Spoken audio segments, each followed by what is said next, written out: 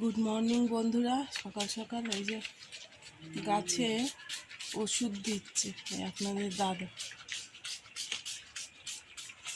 আর গাছগুলোতে ওষুধ এই সময় দিতে হয়, নাহলে পোকার বেশ উপদ্রব হয়। তো হ্যাঁ, আম এনেছে আপনাদের দাদা, আমের চাটনি করেছি, কিন্তু আম দেখে মনে হচ্ছে একটু পারি তো 6-7টা আম আর কি পেড়ে নেবো, থাক গাছে থাক।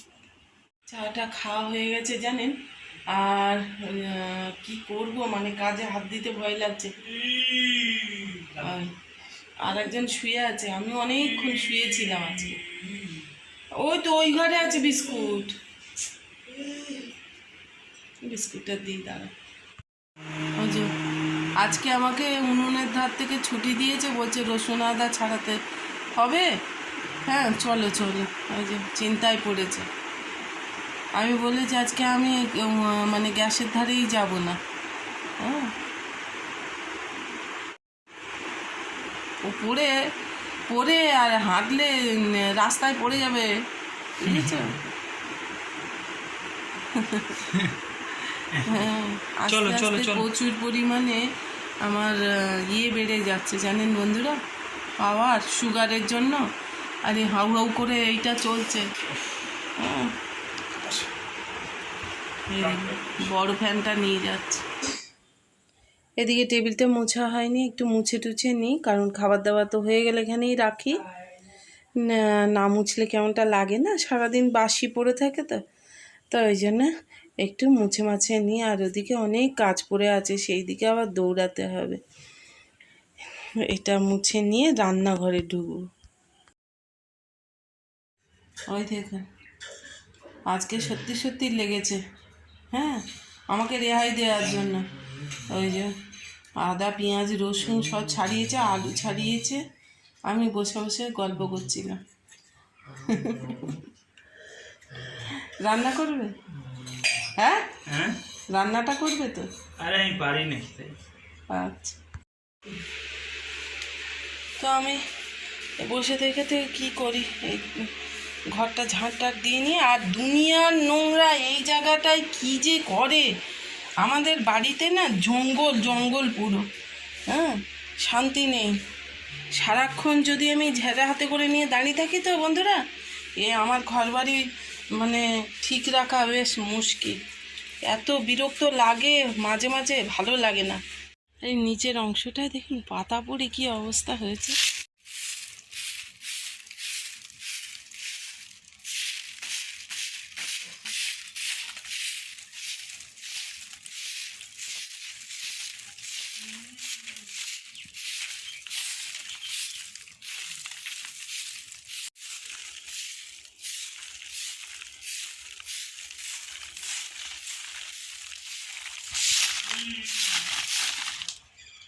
এই পাতাগুলো এই যে জমা করে রেখেছি, এই পাতাগুলো আবার যখন গাছ করব, বেড বানাই তো, তখন দিয়ে দিই। তাই মোটামুটি অল্প যেটুকু পারা যায়। ওই দেখুন ঝাড় দিয়ে এলাম, আবার এই যে একটা পাতা পড়ে গেল। হ্যাঁ, এই সারাক্ষণ এই হতে আছে, আর কি বলি। ছোটোটার কাশি কোনো মতে থামছে না, ওষুধ খাওয়াচ্ছে, এই যে কাশির সিরাপ একটু খাইয়ে দিই, খুব কাশছে, ওই দেখছেন। আমি ওই জন্য ভয়েসটা কেটে দিয়েছি। হ্যাঁ, এই ওষুধটা খাইয়ে দিই ওকে। আর আমাকে আপনাদের দাদা বললেন যে তোমাকে আজকে উনান ধারে যেতে দেব না, কিন্তু আমি উনান ধারে না গেলে তো সব উলট পালট হয়ে যাবে। তাড়াহুড়ো করে আমি পেঁয়াজটা কেটে নিচ্ছি, তো ও যেটুকু পেরেছে ও করে দিয়েছে। সত্যি অনেক করে দেয় বাড়িতে থাকলে, আর কি করা যাবে, আমার তো এই রোগে ধরে সব কিছু গেল।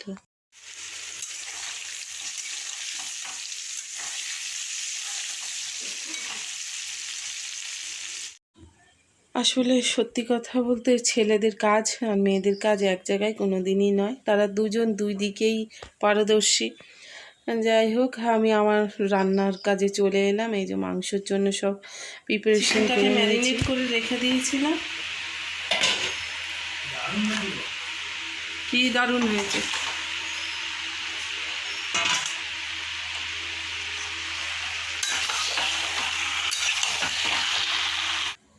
পান্তা খাচ্ছে আর খালি ডাক দিচ্ছে, ছায়া এসো এক গাল নাও এক গাল নাও, কারণ আমি ভীষণ পান্তা প্রিয় লোক।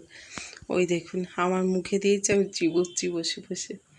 তো আমি মেখে দিয়েছিলাম ওকে পান্তা। আসলে সত্যি কথা বলতে আমার হাতের পান্তা মাখানো বা ভাত মাখানো সবাই পছন্দ করে। তো একবার ব্যাগ ফেলছে, একবার তুলছে, এই যে বার হবে।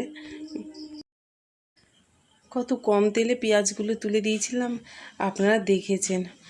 আর এই দেখুন মাংস কষতে কষতে কী পরিমাণে তেল বার হয়েছে। আসলে চর্বিওয়ালা মুরগি ছিল। তো মাংসটা অলরেডি হয়ে গেছে, আর বড় ফ্যানটা হা হা করে চলছে, তো ওই জন্য আমি ওভার ভয়েসে কথা বলছি। আর এই দেখুন কত পরিমাণে তেল উঠেছে। আর এই তেলটা জানেন তো আমি ছেঁকে নিই দুবার করে, মানে ডাবল ফিল্টার করি, করে বাটিতে করে রেখে, আর পাঁপড় থাকলে পাঁপড় ভাজি।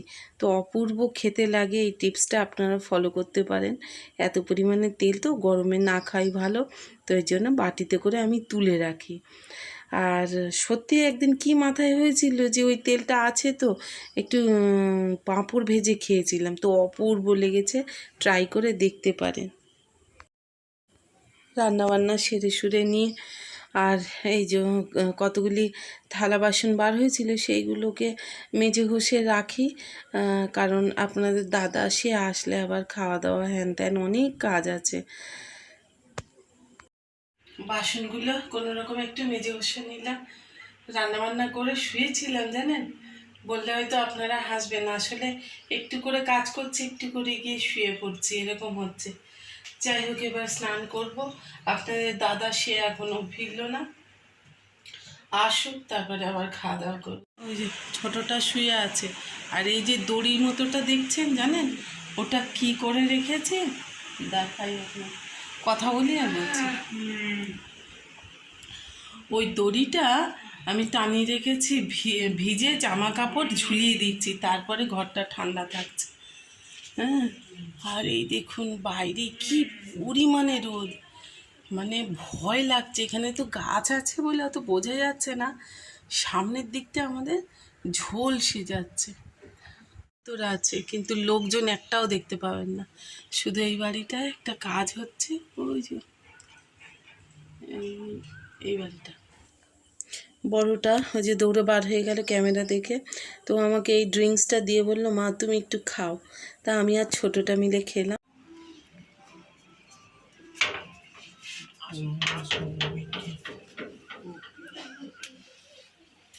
আবার নিয়ে এসেছো ট্রে?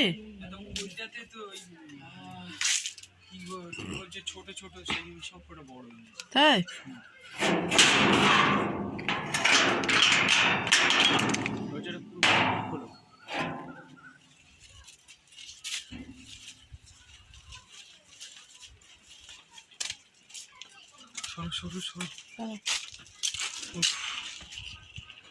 কত করে নিয়েছে?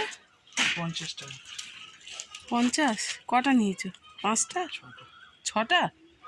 কি করে? এইটার মধ্যে 2টো আছে, এটার মধ্যে 1টা আছে। পাগল মানুষের কাণ্ড দেখেছেন? ও গেছিল বাজার, আর সেখান থেকে কী সব নিয়ে এসছে, বাজার প্লাস ওই 6খানা ওই ফলের নিয়ে এসেছে জানেন গাছের জন্য। এই যে একটা বাড়ি হচ্ছিল, তারা আর কাজ করতে পারছে না এই রৌদ্রের মধ্যে। আমিও দাঁড়াতে পারছি না, বাপরে বাপ, এইসব গ্রিল ট্রিলগুলোর উপরে না ডিম ভেঙে আর দিলে ভেজে যাবে। এই যে দেখায়,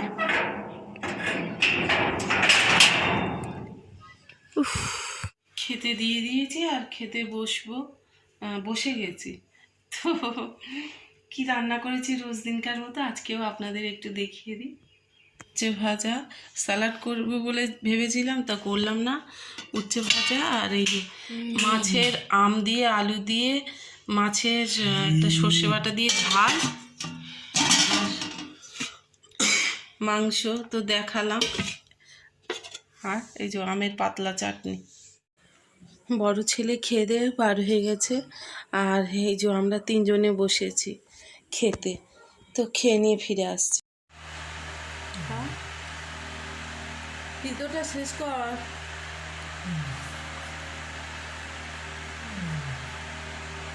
তো খাওয়া দাওয়ার পরে একটু শুয়েছিলাম। আর এই যে বিকালবেলাটায় শুরু হয়েছে গাছের এই প্রস্তুতি। এই যে সেই বাস্কেটগুলোতে এই সমস্ত প্লাস্টিক দিয়ে কাভার করতে হয়েছে। হ্যাঁ, কারণ এইগুলোতে না হলে মাটি দিলে না সব ধুয়ে বার হয়ে যাবে, ওই জন্য। আর এগুলো তো মাটি দিয়ে তারপর খাড়া করতে হবে, এমনি শুয়ে পড়েছে। আর বন্ধুরা, আমি চলুন যাই গিয়ে ছাদের দিকে যাব। এই যে ছোটটা বসে আছে, ছোটটা ওই যে ওখানে বসে আছে, আমিও বসেছিলাম ওই চেয়ারে। কোকোপিট কি সব ভিজানো হয়ে গেছে? না, এখনো কতটা আছে? এখনো বেশি আছে। দেখেছ, আমি বললাম না, ডাস্ট নেওয়ার থেকে বার নিলে না সবচেয়ে সুবিধা। বারে অনেক থাকে আর ডাস্টে কম থাকে। কোকোপিট বেশি করে দাও, তাহলে অনেকটা মাটি হবে। হ্যাঁ, কোকোপিট অনেকটা দাও, বেশি করে দিয়ে দাও। আর একটু দিলে তো ভালো হতো। হ্যাঁ, গাছে তো জলও দিতে হবে। আর এই যে কোকোপিটের সঙ্গে মাটি আর আমাদের ভার্মি কম্পোস্ট তো তৈরি হয়, ওই যে মাঝে মাঝে দেখায় না সমস্ত সবজির খোসা মোসা ওই ফেলে, ওইগুলো। চলে এলাম এই যে গাছের ধারে, মানে আমাদের ছাদে চলে এলাম, গাছের ধারে বলছি। তো এই উচ্ছেগুলো আমি তুলে নিয়ে নেব, কারণ উচ্ছেগুলো না নষ্ট হয়ে যাচ্ছে এই সমস্ত রোদে, শুকিয়ে মুখিয়ে একাকার হয়ে যাচ্ছে। তো এই যে যে কটা উচ্ছে পেয়েছি তুলে নিয়েছি। আর এই যে শাকগুলো তুলি, কারণ এই শাক যত তুলি তত বাড়তে থাকে। এই যে বেডগুলোতে সকাল বিকাল জল দেওয়া হয়, তবুও দেখুন কি অবস্থা। দেখলে মনে হয় কি বোধহয় কত বছর জল দিইনি। তো আমার মোটামুটি এক ঝুড়ির বেশি শাক হয়ে গেছে। হ্যাঁ, এই যে দেখুন। আর এখানে তো কলমি শাক, এটা ওটা সেটা আছে, আর খুব বেশি তুললাম না। গায়ে বন্ধুরা, সারা দুপুর ঘুমোতে পারিনি, আর চোখ মুখ কি বিশ্রী দেখাচ্ছে। যাই হোক, আজকের পর্বটা এখানে ইতি টানছি। খুব ভালো থাকবেন, নিজেদের খেয়াল রাখবেন। ভালো লাগলে লাইক কমেন্ট শেয়ার করতে ভুলবেন না। এই যে আমাদের গ্রামটা আস্তে আস্তে নিস্তেজ হয়ে পড়ছে। টাটা।